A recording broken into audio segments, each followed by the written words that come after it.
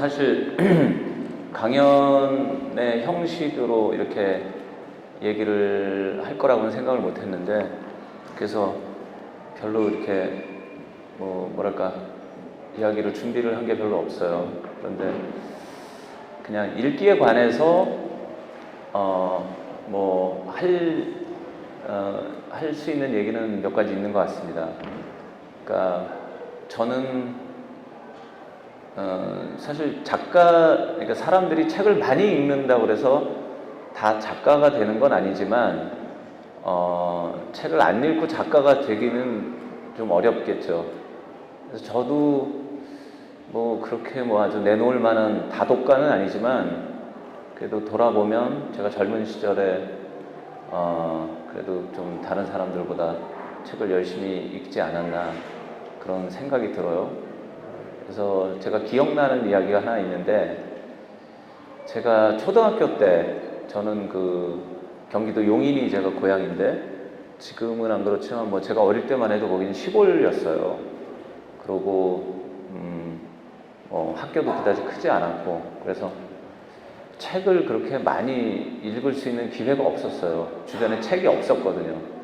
주로 이제 잡지 같은 게 집에 굴러다닌다든가 하지만, 저희 집에도 그렇고 학교에도 그렇고. 그런데 제가 그때 우리 앞집에 이렇게 누가 이사를 왔어요. 근데 그분들은 그 집은 좀 말하자면 부잣집이에요. 굉장히 부잣집이라 이렇게 양옥집을 짓고 이사를 왔는데, 저보다 1살 어린 친구가 그 집에 살았었어요. 그래서 그 집에 놀러 갔는데 이 서재가 있는 거예요. 그러니까 책꽂이가. 그러니까 그분 아버지도 무슨 좀 말하자면 공부를 좀 많이 하신 분이고, 그래서 서재가 있는데 거기에 책꽂이가 있는데 거기에 어떤 세계문학 전집이 이렇게 꽂혀 있었어요. 그래서 저는 그게 너무 부러웠었어요. 야, 저 책을 읽을 수 있다면. 그래서 내가 그 친구한테, 그때가 이제 여름방학이 막 시작될 무렵이었는데, 그래서 내가 저 책을 좀 빌려가도 되겠냐 그랬더니 엄마한테 물어봐야 된다고.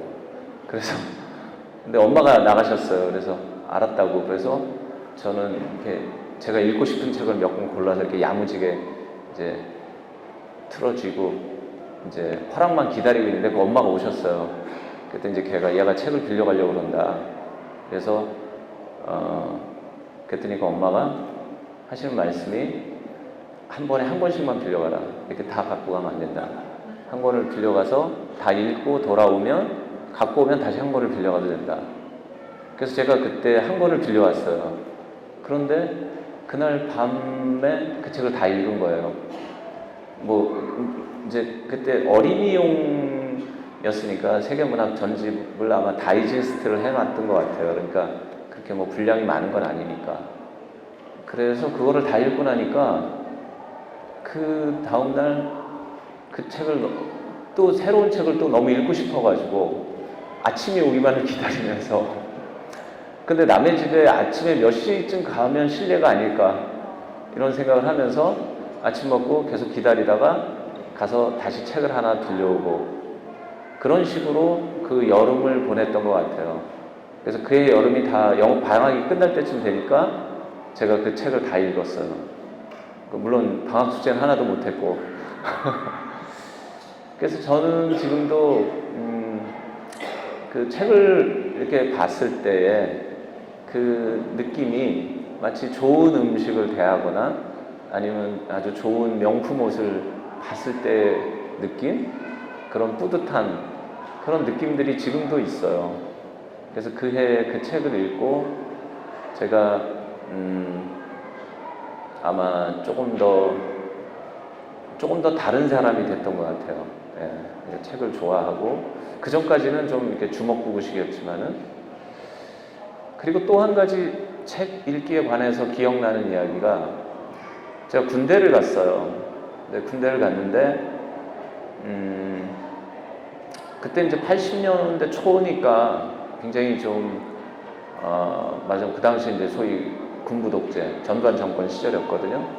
그래서 굉장히 그때 뭐 대학생들은 뭐 데모도 많이 하고 그러던 시절인데 저는 뭐 대학을 안 갔기 때문에 그런 것도 잘 모르겠고 왜 저들이 뭐 저러는지 이런 사회 문제에 대해서 전혀 무지했었어요. 그러는데 군대를 갔는데 제가 다행히 그러니까 제가 받은 보직이 기상관측병이라는 거였어요. 이렇게 전 공군을 갔는데 기상관측병이 뭐냐면 날씨를 관측하는 거예요. 군인이 그렇게 좋은 보직이 어디 있겠어요. 가서 뭐 구름이 많이 꼈는지 바람이 뭐 어느 방향으로 얼만큼 빠르게 부는지 그리고 비가 오면 비가 얼마나 왔는지 재고 그게 제가 하는 일이었어요 군대에서. 그러니까 이런 가을날 같은 경우는 날씨의 변화가 별로 없잖아요 항상. 그러니까 한 시간씩 이제 그 기상을 관측해서 그 데이터를 송신을 하는데 그 일이 5분이면 끝나요. 그럼 나머지 55분은 저 혼자 근무를 하는 거거든요. 그 55분은 저한테 주어진 시간이에요. 3년 동안 저는 군대 생활을 했는데 그래서 제가 그때 군대 그 정훈실이라는 게 있어요. 정훈관실이 있어요. 그러니까 뭐 정신훈화 뭐 이런 거에 뭐 약자인 것 같은데 거기에 가면 이렇게 도서관이 있거든요. 책들이 있었어요. 그래서 거기서 제가 시간이 많이 남으니까 책을 빌려다 읽기 시작을 했어요. 저는 그때 그 3년 동안 거기서 읽었던 책들이 지금도 기억이 나요. 그러니까 뭐 시집도 읽고 뭐 소설도 읽고 그리고 어떤 인문학 관련된 뭐 철학이라든가 또는 역사라든가 뭐 그런 책들을 그때 뭐 군대에서 그런 걸 읽을 수 있으면은 뭐 군대 다녀오신 남자분들은 알겠지만 얼마나 뭐 팔자가 정말 너무 좋았던 거죠. 그래서 그렇게 3년을 보내고 나니까 저는 또 그때 조금 더 다른 사람이 됐던 것 같아요. 그러니까 저희 세대는 무슨 전쟁을 겪은 것도 아니고 무슨 뭐 굶주리고 뭔가 이렇게 파란만장한 그런 역사를 겪지는 않았었어요. 그렇지만 저희 세대는 그래도 그렇게 책을 읽어서 뭔가 세상을 이해하고 인간을 이해하고 역사를 이해하고 이런 것들은 모두가 책을 통해서 이루어졌던 것 같아요.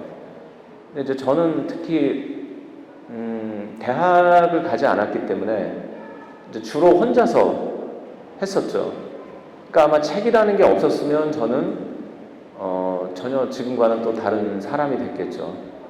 그러니까 책이 주는 저에게 제 인생에 미친 영향을 생각해 보면 정말 거의 절대적이었다라고 해도 과언이 아닐 정도로 저한테는 아주 지대한 영향을 미쳤던 것 같습니다. 그리고 지금도 이제는 저도 뭐 이제 나이가 50이 넘으니까 이제 돋보기를 껴야 책을 읽을 수가 있어요. 그래서 아무래도 이렇게 책을 아주 오래 읽기는 어려워요. 옛날에 이제 밤을 새서 읽기도 하고 그랬는데 지금은 그렇게 되고 나니까 내가 조금 더 눈이 좋았을 때 조금 더 많이 읽을 걸 그런 후회가 들어요. 근데 지금은 많이 읽고 싶어도 뭐 조금만 읽어도 좀 뭐 약간 어지럽고 막 눈이 이제 뭐 눈물이 나고 그러다 보니까 갑자기 슬픈 얘기를 하게 되네. 그러려고 한 건 아닌데 예. 그래서 저는 한국이라고 하는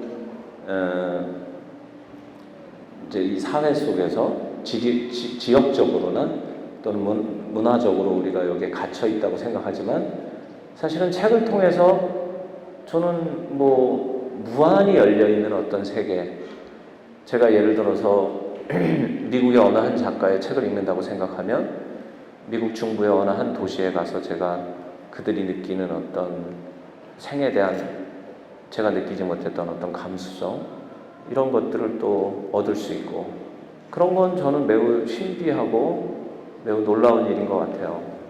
그래서 책이란 건 저에게 늘 그렇게 밥을 먹듯이 마치 그렇게 책과 더불어 살아왔던 것 같습니다. 그리고 그것이 어쨌거나 이렇게 긴 세월이 흘러서 제가 또 책을 쓰는 사람이 됐고, 그래서 그런 거를 또 누군가 읽고, 저는 이런 거대한 이런 어떤 소통의 이런 독서 문화들이 너무 멋진 일이라고 생각합니다. 인간이 가진 아마 가장 차원 높은 그런 커뮤니케이션의 방법이 아닐까 그런 생각을 합니다. 제가 뭐 강연으로 할 수 있는 말은 이 정도인 것 같네요. 좀 이따가 다시 또 뭐 서로 얘기를 나눌 수 있는 시간이 있으면 그렇게 하겠습니다. 예, 이상 마치겠습니다.